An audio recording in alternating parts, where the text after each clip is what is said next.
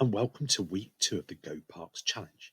This week, the team in charge of GoParks have put the theme as poetry. So when you're out and about scanning for those QR codes, make sure you check notice boards and the banners because they could be on either of those. Get your mum or dad to scan the code and then move away. Then they can fill in their details elsewhere. This stops lots of people gathering around the notice boards. Because remember, we're still under COVID lockdown and we want to stay safe.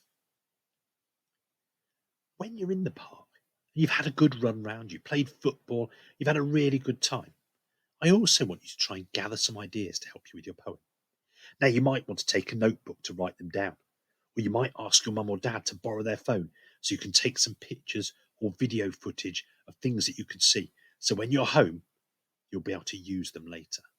Now, you're going to be really clever, a bit like the detective hunting for the QR code. You're going to look all around at all the things that you might be able to see in the park. You might see a playground with swings and a roundabout. You might see a skateboard park. You might see a mum pushing a pram, or a man on a bench reading the newspaper. Or you might see some children playing football. Have a look around at all the things that you can see and what you may notice. Then use your ears, listen carefully. Can you hear anybody laughing? You might hear the wind blowing through the trees. There could be birds tweeting. On my rap video, you can actually hear a woodpecker tap, tap, tap, tap, tapping at the tree. You might hear some splashing in puddles, especially if it's rained.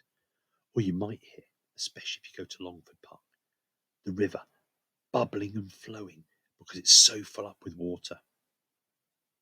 As well as what you can see and hear, you might want to think about how you feel. Do you feel free from the screen? Maybe free from people because you've been trapped up inside for so long. Maybe that's a great feeling.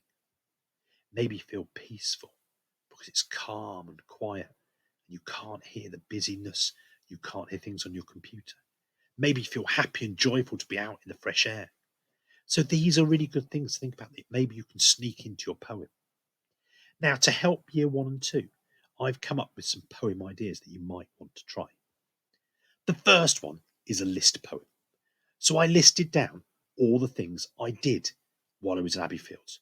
You could list down all the things you could see or all the things you could hear. So here's my poem, My Trip to Abbey Fields. I splashed in the muddy puddles. I sat on the swings. I went fast down the slide. I got dizzy on the roundabout. I got stuck on the climbing frame. I had lots of fun in the park. You could even borrow my last line for your poem. That's allowed. My next poem that I wrote is a repetition poem where I repeat the same line in my poem. So it gets a bit of a pattern going. And I've called it, I like to go to the park, because every line starts with, I like to go to the park. I like to go to the park as I get to run around on the grass.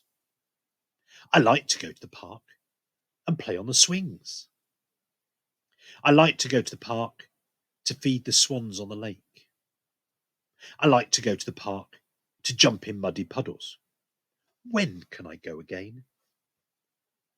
And again, you could try using my last line. You could even use the I like to go to the park line for your poem.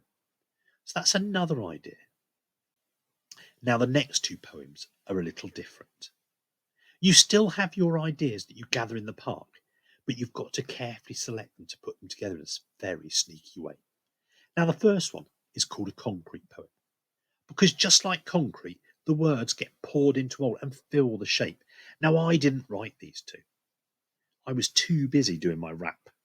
So I found them online. The first one is a snowman, and the poem is called Guardian, because it's there, as it says, stands guard in our front yard. So the words make up the shape of the snowman. The person's used different colours for the scarf, for the broken twigs that make his arm, for the carrot nose, for the black coal eyes, and the black silk hat that sits on top. So you might want to make a shape poem. Or there's one that's of the tree, a tall, lonely oak tree. Winds howl, leaves shake. acorns clatter down to the dry ground. And again, you've really carefully got to select the words that you can use. And you might have to choose the different ones based on how they fit in your poem shape. So I would love to see some concrete poems. And the last one is an acrostic poem. This is where you use the first letter of the word as the line, the first letter for the word for the line. So I've used GoParks. So my poem goes, green, open, places are really cool. Sick.